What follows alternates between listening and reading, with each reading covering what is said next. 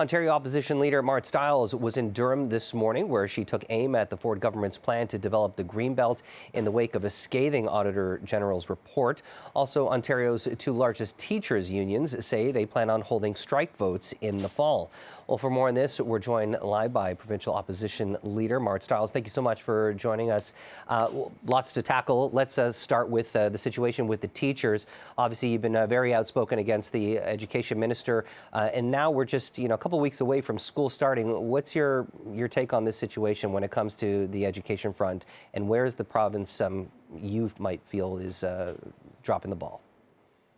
Well, I mean, obviously, teachers and other education workers don't want to go on strike. Everybody I talk to, they're not interested, but they're also seeing the state of our school system right now, our public education system. The fact that it's really hard to recruit people into the system, new teachers and other education workers, that our kids aren't getting the support they need, that class sizes are ballooning. And so those are the issues that are on the teachers' minds. And, going to have a strike vote is a part of the regular process. But I would just say, I absolutely know without question that nobody in this province wants to see our schools disrupted again, least of all education workers. But they're going to do what they need to do to make sure our kids get the support they need. So I would suggest to the Minister of Education, he needs to get to the bargaining table right away. Roll up his sleeves and make sure we get a deal done that's respectful to education workers in this province, so that we don't have further disruptions this fall. There's no doubt that the teachers have been through a very tough time, especially throughout the pandemic. They work exceptionally hard in this province, but they're also some of the highest paid teachers in North America. They've got some of the best pension programs.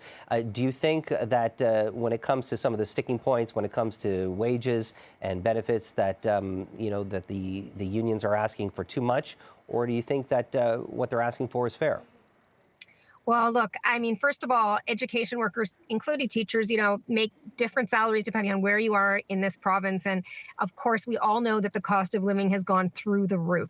So realistically, there's a reason why it's getting harder and harder to recruit people to work in our schools. And one of the reasons is that, in many places, they can't afford, even on a teacher's salary, rent, so let alone groceries. So this is an issue we're seeing not just in the education sector, but in all sectors. We've got strikes happening. We've got increasingly working people saying, look, we can't make ends meet on what employers are offering. So I think we're going to see more of this until we actually also address not just the wages and working conditions of folks like education workers, but also we start to actually deal with affordability issues. Like, we need the government to step in, bring in real rent control, take some of these big corporations like Loblaws and others to task, and make sure that people don't have to pay these exorbitant grocery prices. Let's talk about the other situation, the political hot potato, if you might call it, when it comes to the Greenbelt. Earlier this morning, you held a press conference and you took straight aim at the finance minister and also calling for the housing minister to resign.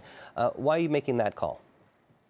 Well, we've been consistent. I've been consistent since the Auditor General's report came out last week, and I was really pleased that she was able to do such an in-depth investigation. But the results are appalling. I mean, this is an outrageous.